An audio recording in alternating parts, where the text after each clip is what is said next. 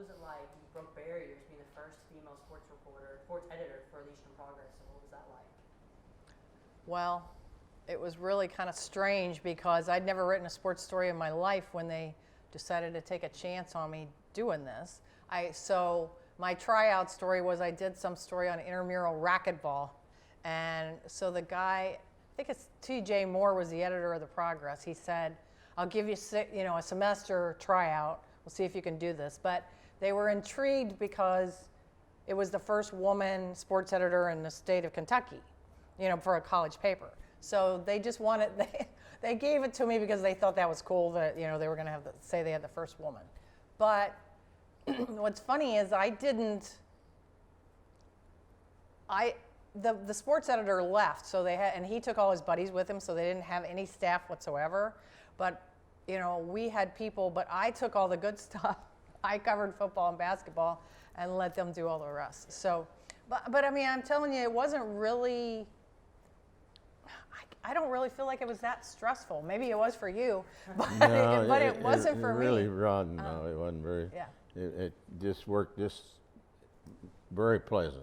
I mean, I had no problems with our players, and I explained to them that, what was going on and what's happening, and that told them how they needed to behave, and I expected that, and it worked fine. So we never had any problems that I know of. They were very respectful. I mean, and I still feel this way in my job now. Every year when you get a new locker room, you have to prove yourself to the guys that you know what you're talking about. So I was doing that here was the same.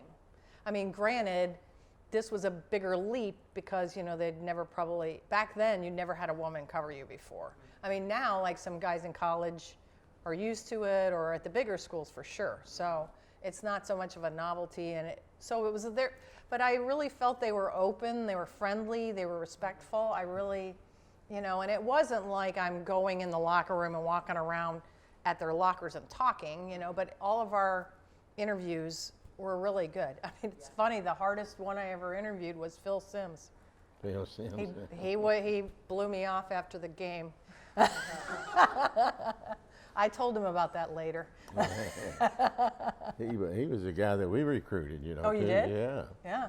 Well, he was from Louisville because I followed him when I was in high school. He was from Louisville, and I went up to watch him play, and I really liked him, and he could throw the ball. He was a good passer. Yeah, Marla, how was that, be able to cover a winning football team back there? Well, I probably got spoiled. I expected them to win the title. I mean, it was just like, so it's funny because then when I started covering the Browns, 81, I started covering the Browns. They won in the 80s, but my nickname was Miss Negative because they were always losing. And at one point I figured out my winning percentages. It was like in the high 3s or the low 4s. So, I mean, I was really spoiled by how good the football team was. I mean, I did basketball too, but, that football was obviously set the standard for success when I was here. You were one of the positives with us. And then we had a good quarterback. Besides Ernie, I think in the 60s, the guy that really got our program going was the guy that was here, Larry Marmee. But the first year guy signed was Jim Geist. And I think Jim is probably the best quarterback that I had here. He could do it all. And he was a heck of a competitor. He could really throw passes, and I'll never forget, and he brought it up to me just this past weekend. He was here, and he said, "Coach, let me call one of the plays." And I said, "No."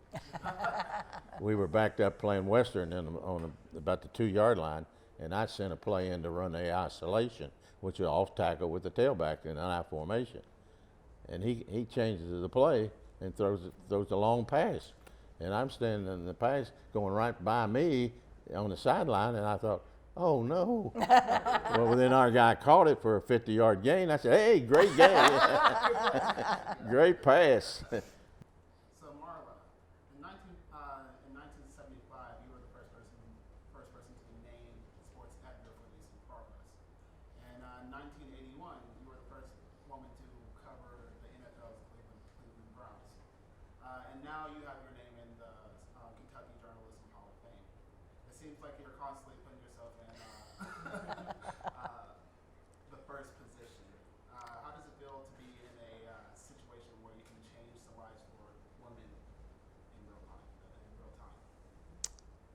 well, that wasn't really why I did it. I did it because this is what I wanted. I mean, I might still somewhere in the bowels of my house still have the paper I wrote when I was in the 5th grade about my career in journalism. This is what I wanted.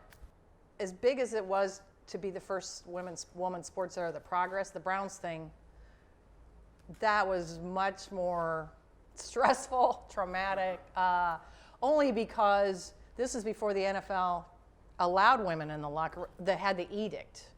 The Browns agreed to do it, but no one else in the division did. So if I covered a game at Pittsburgh, a game at Cincinnati, I wasn't allowed. I even got in trouble in the Bengals locker room in Cincinnati, but I was in the Browns locker room and the security guard was going to throw me out. And the equipment guy comes up and said, "She's with us." That's like one of the best quotes of my whole life. Like I said, nobody else was doing this. So the Browns, but Art Modell was the owner, Sam Rutigliano was the coach. He brings me into the office and he gives me kind of a little speech, like, I expect you to act like I would want my daughter to act, and, I want you to, act like this, and, this kind of thing. So, but I guess I take on more of the impact of it now than I did back then. I mean, there were other women covering the NFL, just not that many, in the Midwest. Most of them were on the coast. But now when you see all these women in broadcasting and journalism and all the sideline reporters and everything, I don't even think they even realize what it was like back then. And Marla, how was covering EKU football? How does that help you in your transition to covering NFL football? Help you out? Well, I guess it was more the validation that I knew what I was doing. Yeah.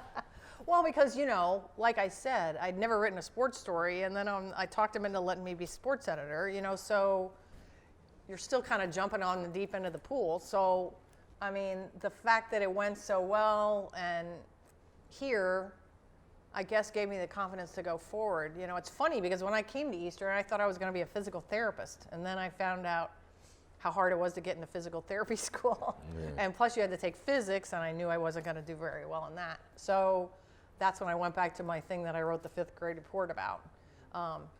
But it was more, like I said, it started me on the right path and convinced me I could do it. Although I must admit, I was really shy back then.